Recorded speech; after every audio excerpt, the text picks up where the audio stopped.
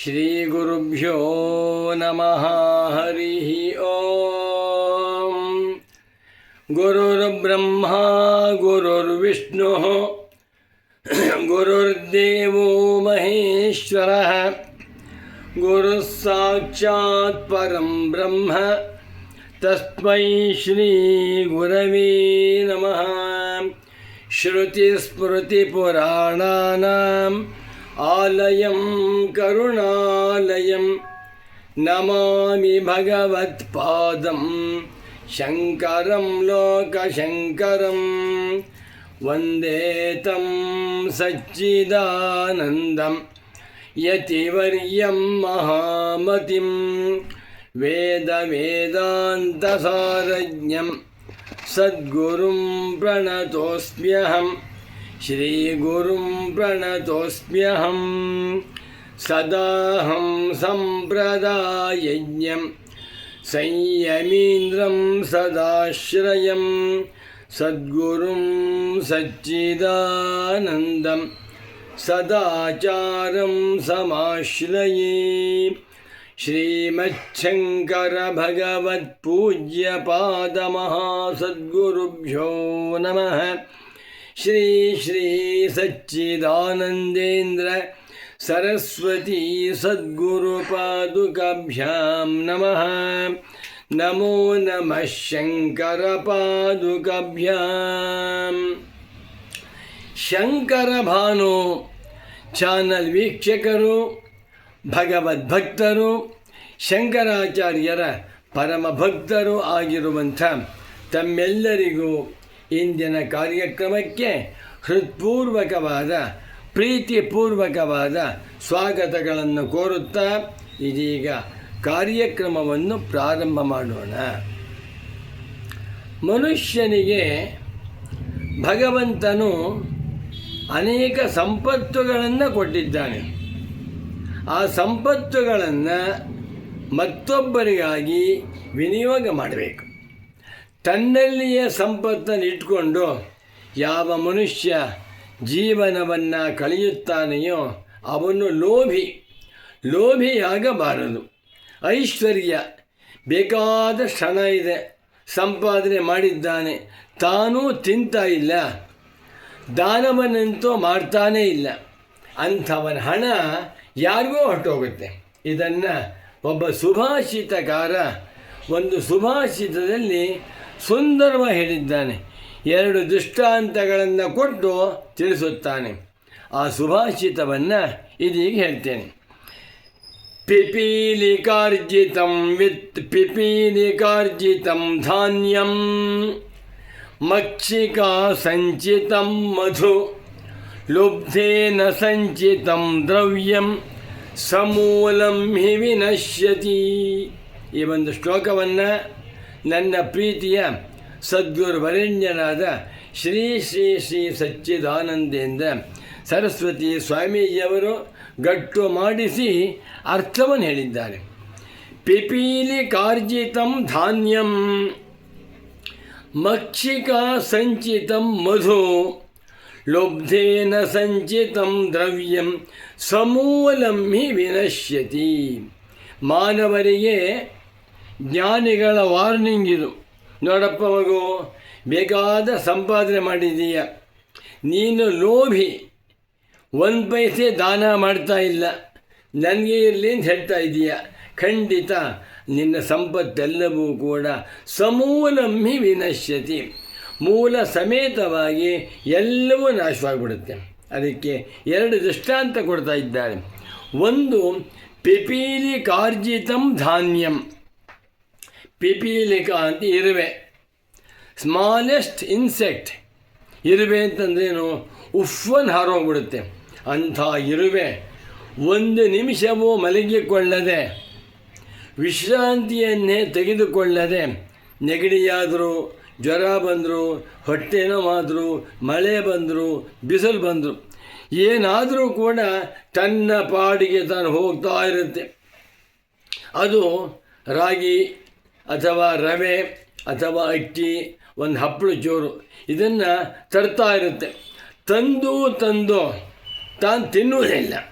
ಒಂದು ಗೂಡಿನಲ್ಲಿ ಇರ್ತಾ ಇರುತ್ತೆ. ಪಿಪೀಲಿ ಕಾರ್ಜಿತಂ ಧಾನ್ಯಂ, ಇರುವೆಗಳು ಧಾನ್ಯಗಳನ್ನು ತಂದು ಒಂದು ಕಡೆ ಇಡ್ತಾ ಇವೆ. ಇಟ್ಟುಬಿಟ್ಟು ಮತ್ತೆ ತರಕ್ಕೋಸ್ಕರ ಹೋಗುತ್ತವೆ. ಎಷ್ಟು ಕಷ್ಟಪಟ್ಟು ಹಗಲು ഇരുಳು ಒದ್ದಾಡಿಕೊಂಡು ಧಾನ್ಯವನ್ನೆಲ್ಲ ಒಂದು ಕಡೆ ಹಾಕುತ್ತೆ. ಈ ಧಾನ್ಯಗಳೇನಾದರೂ ಮನುಷ್ಯನ ಕಣ್ಣಿಗೆ ಬಿದ್ದುಬಿಟ್ರೆ ಅದನ್ನು ಕಸ ಹೊಡೆದುಬಿಟ್ಟು ಬಿಸಾಕ್ಬಿಡ್ತಾನೆ. ರಾಗಿ ರಾಗಿ ಹಳಿ ಅಥವಾ ಸ್ಪೆಷಲ್ಲಾಗಿ ಗೋಧಿ ರವೆ, ಚಿರೋಟಿ ರವೆ ಬೇಡ, ಇನ್ನು ಉಪ್ಪಿಟ್ಟು ರವೆ, ಆ ರವೆಗಳ ಕಾಳನ್ನು ತಂದು 1,000 ಕಾಳಿದೆ. ಮನುಷ್ಯ ನೋಡಿದರೆ ಕಸ್ಬರಿಗೆಯಿಂದ ಒಂದೇ ಕ್ಷಣದಲ್ಲಿ ಬಿಸಾಕ್ಬಿಡ್ತಾನೆ, ಕಸ ಹೊಡೆದು ಬಿಡ್ತಾನೆ. ಆ ಇರುವೆಗಳು ತಾವು ತಿನ್ನದೆ ಕಷ್ಟಪಟ್ಟು ಶೇಖರಣೆ ಮಾಡಿದ್ದಂಥ ಧಾನ್ಯವೆಲ್ಲವೂ ಗೋವಿಂದ ಗೋವಿಂದ ಕೆಸರು ಹೊರಟೋಯ್ತು, ನಿಷ್ಪ್ರಯೋಜನವಾಯಿತು. ಎರಡನೇದು ಮಕ್ಷಿಕಾ ಸಂಚಿತ ಮಧು.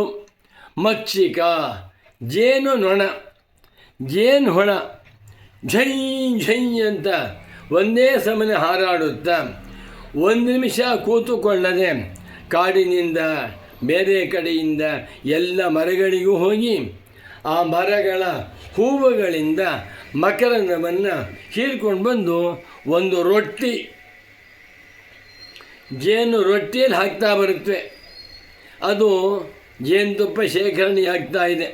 ತಾನೂ ತಿನ್ನುವ ಹಾಗಿಲ್ಲ, ಮತ್ತೊಬ್ಬರಿಗೂ ಕೊಡದಂತೆ ಆ ಹುಟ್ಟಿಲಿ ಹಾಕ್ತಾ ಇದೆ. ಜೇನಿನ ರೊಟ್ಟಿಯಲ್ಲಿ ಎಷ್ಟು ಕಷ್ಟಪಡುತ್ತವೆ. ಹಗಲು ರಾತ್ರಿ ಎನ್ನದೆ, ಚಳಿ ಮಳೆ ಎನ್ನದೆ, ಬಿಸಿಲು ಆಯಾಸ ಎನ್ನದೆ 100 ಜೇನು ಹುಳಗಳು ಸೇರಿಕೊಂಡು ಹೂವುಗಳ ಮಕರಂದದಿಂದ ಹೀರ್ಕೊಂಡು ಬಂದು ಜೇನುತುಪ್ಪ ಮಾಡುತ್ತವೆ. ಆ ಜೇನುತುಪ್ಪ ಯಾರು ತಗೋತಾರೆ? ಜೇನು ಹುಳ ತಿನ್ನುತ್ತಾ? ಇಲ್ಲ. ಎಲ್ಲ ಜೇನುತುಪ್ಪವನ್ನು ಕೊಡುವ ರೈತ ಅಥವಾ ಅರಣ್ಯವಾಸಿ ನೋಡ್ತಾನೆ. ಹೊಗೆ ಹಾಕಿಬಿಟ್ಟು ಎಲ್ಲ ಜೇನುನೊಣಗಳನ್ನು ಅಟ್ಟಿಬಿಟ್ಟು ಆ ರೊಟ್ಟಿ ತಗೊಂಡು ಹಿಂಡಿದರೆ ಜೇನುತುಪ್ಪ ಬರುತ್ತೆ. ಜೇನು ಹುಳಗಳು ಕಷ್ಟಪಟ್ಟು ಶೇಖರಣೆ ಮಾಡಿದಂಥ ಜೇನುತುಪ್ಪ ಮತ್ತೊಬ್ಬನ ಪಾಲಾಯಿತು. ಒಂದು ಚೂರು ಅವ ಸಿಕ್ಕಲಿಲ್ಲ. ಒಂದನೇದು ಪಿಪೀಲಿಕಾರ್ಜಿತಂ ಧಾನ್ಯಂ, ಎರಡನೇದು ಮಕ್ಷಿಕಾ ಸಂಚಿತಂ ಮಧು. ನಮ್ಮ ಅನುಭವದಲ್ಲಿದೆ ಅಲ್ವೇ, ನಾವು ಅಂಗಡಿಗಳಲ್ಲಿ ಕೊಂಡ್ಕೊಂಬರ್ತೇವೆ. ನಾವು ಏನು ಜೇನುತುಪ್ಪ ಅಂತ ತಿಂತಾ ಇದ್ದೇವೆಯೋ ಆ ಯಾವ ಜೇನುತುಪ್ಪವನ್ನು ಮನುಷ್ಯನ ತಯಾರು ಮಾಡೋಕ್ಕಾಗ್ತಾ ಇಲ್ಲ. ಯಾಕೆ ಅಂದರೆ ಹೂವುಗಳಲ್ಲಿರುವಂಥ ರಸವನ್ನು ಹೀರುವ ಯೋಗ್ಯತೆ ಮಾನವರಿಗೆ ಇಲ್ಲ. ಮಾನವ ಆ ಜೇನು ನೊಣಗಳನ್ನು ಓಡಿಸಿ ಜೇನು ನೊಣಗಳಿಂದ ಸಂಗ್ರಹವಾಗಿದ್ದಂಥ ಜೇನು ರಸವನ್ನು ಹಿಂಡ್ಕೊಂಬರುವಂಥ ಕೆಲಸ ಮಾಡ್ತಾನೆ. ಜೇನುತುಪ್ಪ ತಿಂತಾ ಇರೋ ನಾನು, ಜೇನುತುಪ್ಪ ಮಾಡಿದಂಥ ಪ್ರಾಣಿಗಳು ಜೇನು ಹುಳ ನಾವು ಸಿಗ್ತಾ ಇಲ್ಲ. ಇದೇ ರೀತಿಯಲ್ಲಿ ಲುಬ್ಧೇನ ಸಂಚಿತಂ ದ್ರವ್ಯಂ. ಒಬ್ಬ ಲೋಭಿ ಹೋದ ವರ್ಷ 20,000 ಸಂಪಾದನೆ ಮಾಡಿದೆ, ಈ ವರ್ಷ 30,000, ಮುಂದಿನ ವರ್ಷ 50,000. ಇನ್ನೊಬ್ಬ ಹೇಳ್ತಾನೆ ಹೋದ ವರ್ಷ 5 ಲಕ್ಷ ಮಾಡಿದೆ, ಈ ವರ್ಷ 8 ಲಕ್ಷ, ಮುಂದಿನ ವರ್ಷ 10 ಲಕ್ಷ. ಏನು ಮಾಡ್ತಾ ಇದೆಯಪ್ಪ? ಒಂದು ಕಡೆ ಇಟ್ಟಿದ್ದೇನೆ. ನೀ ಬ್ಯಾಂಕಲ್ಲಿ ಇಟ್ಟರೂ ಸಹಿತ ನಾಮಿನಿ ಮಾಡದೆ ಹೋದರೆ ಬ್ಯಾಂಕಿಗೆ ಹೊರಟೋಗುತ್ತೆ. ಯಾರಿಗೋ ಬಡ್ಡಿ ಕೊಟ್ಟಿದ್ದಾನೆ, ಬಡ್ಡಿನೂ ಕೊಡ್ತಾ ಇಲ್ಲ, ಹಸಿರು ಕೊಡ್ತಾ ಇಲ್ಲ, ತಾನು ಹಾಕ್ಬಿಟ್ಟ. ಇನ್ನು ಯಾರಿಗೂ ಹೇಳದೆ ಒಂದು ಕಡೆ ಬಚ್ಚಿಟ್ಟಿದ್ದಾನೆ, ಟ್ರಂಕ್ನಲ್ಲೋ ಹಾಸಿಗೆ ಒಳಗೂ ಇಟ್ಟಿದ್ದಾನೆ, ಸತ್ವದ ಅವನು ತಿನ್ನಲಿಲ್ಲ. ಅದನ್ನು ನೋಡಿದಂಥ ಯಾರೋ ಮೂರ್ಖರು ಬಂದು ಹೊತ್ಕೊಂಡು ಹೋಗ್ಬಿಡ್ತಾರೆ. ಲುಬ್ಧೇನ ಲೋಭಿಯಿಂದ ಸಂಚಿತಂ ಸಂಗ್ರಹ ಮಾಡಲ್ಪಟ್ಟಂಥ ದ್ರವ್ಯಂ ಹಣವೆಲ್ಲವೂ ಕೂಡ ಸಮೂಲಂ ಹಿ ವಿನಶ್ಯತಿ, ಒಂದು ಚೂರು ಉಳಿಯದಂತೆ ಯಾರೋ ಹೊತ್ಕೊಂಡು ಹೋಗ್ಬಿಡ್ತಾರೆ. ಲೋಭಿಯಾಗಬೇಡ, ನೀನು ಕಷ್ಟಪಟ್ಟು ನ್ಯಾಯವಾಗಿ ಸಂಪಾದನೆ ಮಾಡಿದಂಥ ಹಣವನ್ನು ದಾನ ಮಾಡು. ನೋಡಿ, ದಾನ ಮಾಡಿದಾಗ ನಮಗೊಂದು ಆನಂದವಾಗುತ್ತೆ. ಯಾವನೊಬ್ಬ ಭಿಕ್ಷುಕ ಬಂದ, ಅವನು 100 ರೂಪಾಯಿ ಕೊಟ್ಟು ಸ್ವಾಮಿ ಸಂತೋಷವಾಯಿತು ಅಂತಾನೆ. ನಂಗೆ ಸಂತೋಷವಾಗಿದೆ. ಒಂದು ದೇವಸ್ಥಾನಕ್ಕೆ ಹೋದ್ವು, ಅಲ್ಲಿ 1000 ರೂಪಾಯಿ ಹಾಕಿಬಿಟ್ಟು ಬಂದ್ವಿ. ಎಷ್ಟು ಸಂತೋಷವಾಗುತ್ತೆ. ಯಾರೋ ಮಹಾತ್ಮರು ಬಂದರು, ಒಂದು ಜೊತೆ ಪಂಚೆ ಕೊಟ್ಟು ಎಷ್ಟು ಸಂತೋಷವಾಗುತ್ತೆ. ಒಂದು ಮಂಗಳ ಕಾರ್ಯಕ್ರಮವಾಗ್ತಾ ಇದೆ. ಆ ಕಾರ್ಯಕ್ರಮದಲ್ಲಿ ಏನೋ ಒಂದು ಸೇವೆ, ಒಂದು ಮೈಸೂರು ಪಾಕು, ಒಂದು ಜಿಲೇಬಿ, ಒಂದು ತೆಂಗಿನಕಾಯಿ, ಬಾಳೆಹಣ್ಣು ಏನೋ ಕೊಟ್ಟರೆ ನೂರಾರು ಜನ ಅದನ್ನು ತಿಂದರೆ ಎಷ್ಟು ಸಂತೋಷವಾಗುತ್ತೆ. ಆದ್ದರಿಂದ ಎಲೆಯ ಮಾನವನೇ, ನೀನು ಎಂದೆಂದಿಗೂ ಲೋಭಿಯಾಗಬೇಡ. ನೀನು ಅನುಭವಿಸು. ಹೆಚ್ಚಾದಂಥ ದಾನ ಮಾಡು.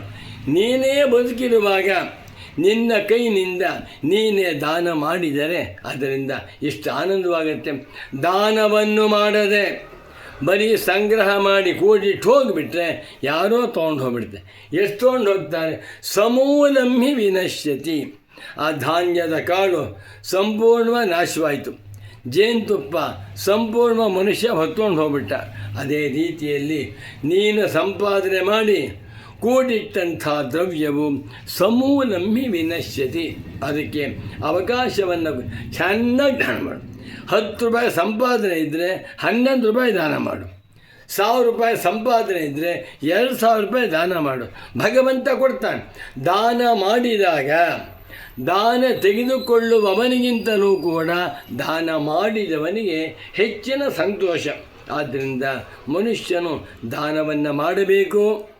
ದಾನವನ್ನು ಮಾಡದೆ ಲೋಭಿಯಾಗಿರಬಾರದು ಅನ್ನುವಂಥ ದಿವ್ಯ ಸಂದೇಶವನ್ನು ಈ ಸುಭಾಷಿತ ಹೇಳ್ತಾ ಇದೆ. ಮತ್ತೊಮ್ಮೆ ಸುಭಾಷಿತವನ್ನು ಹೇಳ್ತೇನೆ, ಬರ್ಕೊಂಡು ಗಟ್ಟಿ ಮಾಡಿಬಿಡಿ. ಪಿಪೀಲಿ ಕಾರ್ಜಿತಂ ಧಾನ್ಯಂ ಮಕ್ಷಿಕಾ ಸಂಚಿತಂ ಮಧು ಲುಬ್ಧೇನ ಸಂಚಿತಂ ದ್ರವ್ಯಂ ಸಮೂಲಂ ಹಿ ವಿನಶ್ಯತಿ. ನಮೋ ನಮಃ ಶಂಕರ ಪಾದುಕಾಭ್ಯಾಂ. ಓಂ ಶಾಂತಿ ಶಾಂತಿ ಶಾಂತಿ.